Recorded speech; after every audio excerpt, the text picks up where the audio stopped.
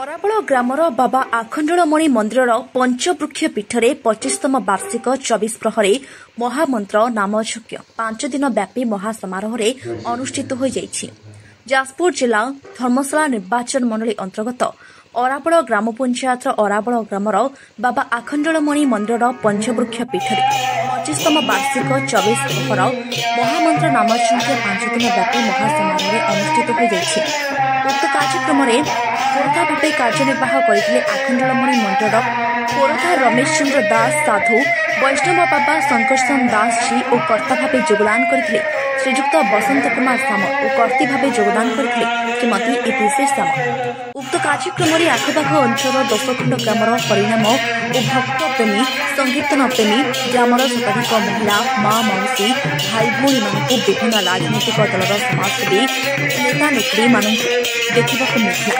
ଉକ୍ତ କାର୍ଯ୍ୟକ୍ରମରେ ଆଖପାଖ ଅଞ୍ଚଳର ରାୟଧରପୁର, ବାଙ୍କସାହି, ଭଗବାନପୁର, ମୋହନପୁର, ସାନ ବାଲିକୁଦା, ଜନକ, ବଡ଼ ବାଲିକୁଦା, ବନମାଳୀପୁର, ମୌସ୍ତା, ଜୟସୁଙ୍ଗୁଡ଼ା, ବନ୍ଧଡିହ, ଆଖୁଆକୁଳ, ସାହାପଡ଼ା, ଚାରିଆପୁର, ହରିପୁର, ହରିଚନ୍ଦନପୁର, ମୟୀପୁର, କୌରିଖୋଲ ପ୍ରଭୃତି ସଂକୀର୍ତ୍ତନ ଦଳମାନେ ପହଞ୍ଚି ବିଭିନ୍ନ ଦିନମାନଙ୍କରେ ସଂକୀର୍ତ୍ତନ ଓ ନାମ ସଂକୀର୍ତ୍ତନ ଗାନ କରି ଭକ୍ତମାନଙ୍କର ଓ ଦର୍ଶକମାନଙ୍କର ମନମୁଗ୍ଧ କରିଥିଲେ। ଉକ୍ତ କାର୍ଯ୍ୟକ୍ରମରେ ପଞ୍ଚସଖା କମିଟି ସଭାପତି ଶ୍ରୀଯୁକ୍ତ ଗୋପୀନାଥ ସାମଲ ଓ ଉପସଭାପତି ଗୋପାଳ ଚନ୍ଦ୍ର ବିଶ୍ୱାଳ ଓ ସମ୍ପାଦକ ବାବୁଲି ସାମଲ, ସହ ସମ୍ପାଦକ ଗୋପାଳ ଚନ୍ଦ୍ର ସାମଲ, କୋଷାଧ୍ୟକ୍ଷ ଶ୍ରୀଯୁକ୍ତ ରାଧାକାନ୍ତ ସାମଲ, କମିଟି ସଭ୍ୟ ଅଦୈତ ସାମଲ, ଶ୍ରୀଯୁକ୍ତ ନୀଳମଣି ସ୍ୱାଇଁ, ଶ୍ରୀଯୁକ୍ତ ବିପିନ ବିହାରୀ ସାହୁ, ଲିଙ୍ଗରାଜ ସାମଲ, ଜୟନ୍ତ କୁମାର ସାମଲ, ଶ୍ରୀଯୁକ୍ତ ପ୍ରମୋଦ କୁମାର ନାୟକ, ବସନ୍ତ କୁମାର ସାମଲ ପ୍ରଭୃତି କାର୍ଯ୍ୟକ୍ରମକୁ ସୁଚାରୁରୂପେ ପରିଚାଳନା କରିଥିଲେ। ଉକ୍ତ କାର୍ଯ୍ୟକ୍ରମରେ ପ୍ରତ୍ୟେକ ଦିନ ଦର୍ଶକ ଭକ୍ତ ମହିଳାମାନଙ୍କୁ ଦେଖିବାକୁ ମିଳିଥିଲା। ଉକ୍ତ ନାମ ସଂକୀର୍ତ୍ତନରେ ଚୈତନ୍ୟ ମହାପ୍ରଭୁଙ୍କ ଦର୍ଶନ କରି ବିଭୁକୃପା ଲାଭ କରିଥିଲେ। ପ୍ରତ୍ୟେକ ଦିନ ହଜାର ହଜାର ଶ୍ରଦ୍ଧାଳୁ ଭକ୍ତମାନଙ୍କ ପାଇଁ ଆନନ୍ଦ ବଜାର ଓ ପ୍ରସାଦ ସେବନର ଆୟୋଜନ କରାଯାଇଥିଲା। ଉକ୍ତ କାର୍ଯ୍ୟକ୍ରମରେ ଅରାବଳ ଗ୍ରାମର ଗ୍ରାମବାସୀ ବୃନ୍ଦ ସହଯୋଗ କରିଥିଲେ। ଯାଜପୁର ଜିଲ୍ଲାରୁ ରତିକାନ୍ତ ଜେନାଙ୍କ report, NB live TV Odia. सरकार पाखे भी नवेदन कलु, सरकार आम कथा किसी शुणी ना आज देखू काली करूँ पदर कई किसी दिन गड़े चलती सरकार चेंज है पुणी नूतन सरकार आसिले नूतन विधायक आसिले आसी विधायक श्रीजुक्त हेमंत शेखर साहू बुली जाते से कथा आम किसी आलोचना कलु ना सामने किंतु आम लिखित देलु बोलिकी पूर्वतन सरकार जो थे से से दोष आम आगे किसी आलोचना करूना मुझे अधिक किसी कहि ना बहुत दुखर कथा अनुष्ठान को सरकार आमको साहाय्य कले आम अनुष्ठान को आगू बढ़े बोली बहुत इच्छा आमर। आपण किसी प्रशासन बा विधायक एमती किसी जन लिखित आकार बहुत बार तीन चार बार जन निजे निजे ए विषय आलोचना करी विषय पूर्वतन जो एमएल था भी कही मंत्री सहित मोर भी कथबार्ता होता से आज बनते से कथा आमर आलोचना उपरू आसला अर्थ दबा तो दूर कथा आम केमी अनुष्ठान करूँ से विषय भी दिने पचारे आम केमी कष्ट चलाऊँ आम 10-15 जन मिसिकी अच्छा विपिन बिहारी साहू, श्रीजुक्त गोपीनाथ सामल, श्रीजुक्त लिटू सामल आईपरी बसंत कुमार सामल आमानंद नायक 10-12 लोक एमती पिला आम बहुत कष्ट अनुष्ठान कौटू बर्डर आणु कौटू बाउंस आणु कौटू केमी करूँ माटी पकेबू आर्थिक अवस्था बहुत कष्ट जहाँ राति दिन लगी आम अनुसार बचे चलू काली दीर्घ खाली 3 दिन कर ये 3 दिन भितर काली शेष दिन था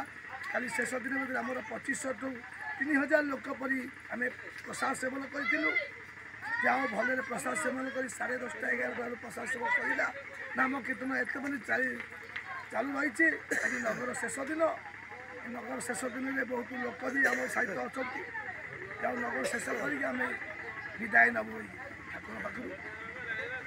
धन्यवाद भाई आपण आमको ये परिचय प्रदान कर जाजपुर जिलूर एनबी लाइव तरफ रतिकांत जेना आपन को नववर्ष शुभेच्छा अभिनंदन जनाऊँगी आपण अनुष्ठान चिरजीवी सबुदिन उज्जीवित हो धन्यवाद।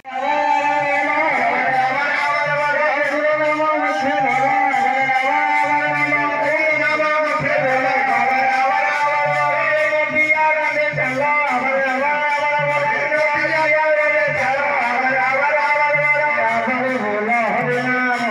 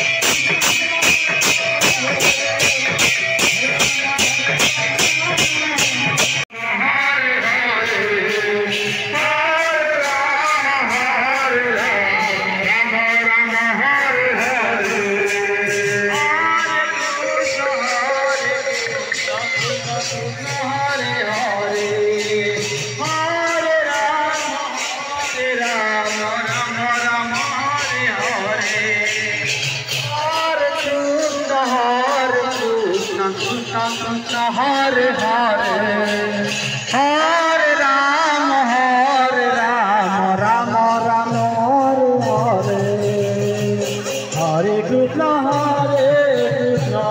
कृष्ण कृष्ण हरे हरे हरे राम राम राम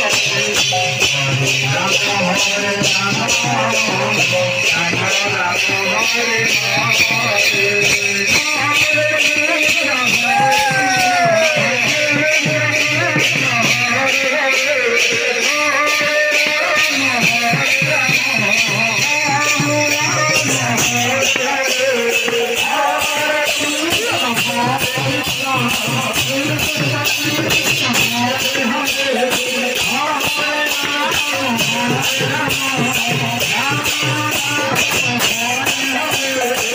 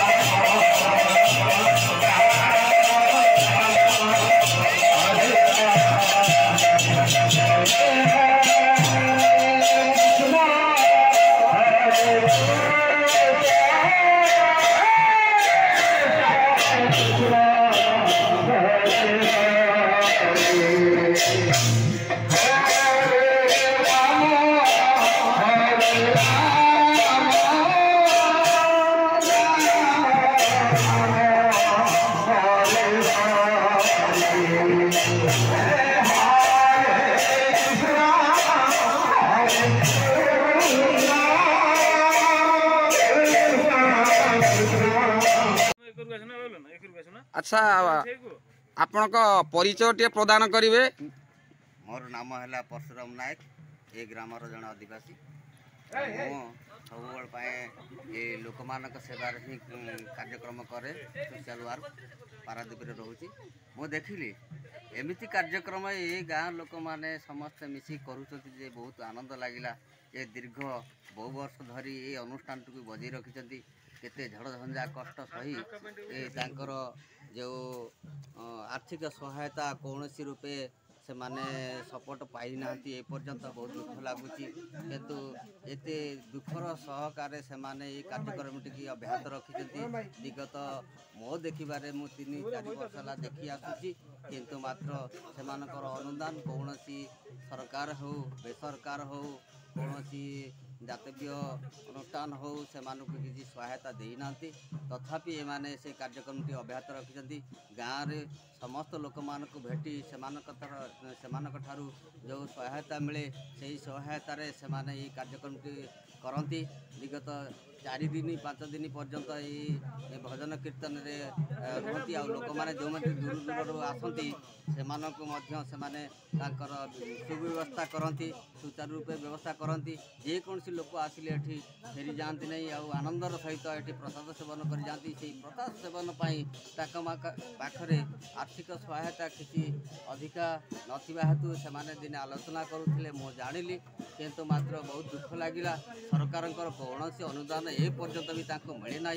ମୁଁ ଅନୁରୋଧ କରୁଛି ସରକାର ପ୍ରଶାସନକୁ ଆମର ବ୍ଲକ ଲିଗୁ ଭାଇକି ମୁଁ ବିଶେଷ କରି ଅନୁରୋଧ କରୁଛି ଏ ଅନୁଷ୍ଠାନ ପ୍ରତି ତାଙ୍କର ସଦୟ ହେଉ ଭବିଷ୍ୟତ ଯୋଜନା ସେମାନେ ଏମାନଙ୍କ ସହିତ ରହନ୍ତୁ କିନ୍ତୁ କିଛି ସହାୟତା ଦେଲେ ସେମାନେ ଆଗତ ଭବିଷ୍ୟତ ପାଇଁ କିଛି ଉନ୍ନତି କରିବେ ମୋର ଏତିକି କାମନା ମୁଁ ସମସ୍ତଙ୍କ ପାଇଁ ଅନୁରୋଧ କରୁଛି ଏ ଅନୁଷ୍ଠାନଟିକୁ ସମସ୍ତେ ସହଯୋଗର ହାତ ବଢ଼ାଇଲେ ଏମାନେ କିଛିଟା ଆଗେଇ ଆସିବେ। धन्यवाद परशुराम भाई आपन को ये बार्ताटी देइतारु मु जाजपुर जिल्ला NB लाइव आपन धन्यवाद जणाउछु।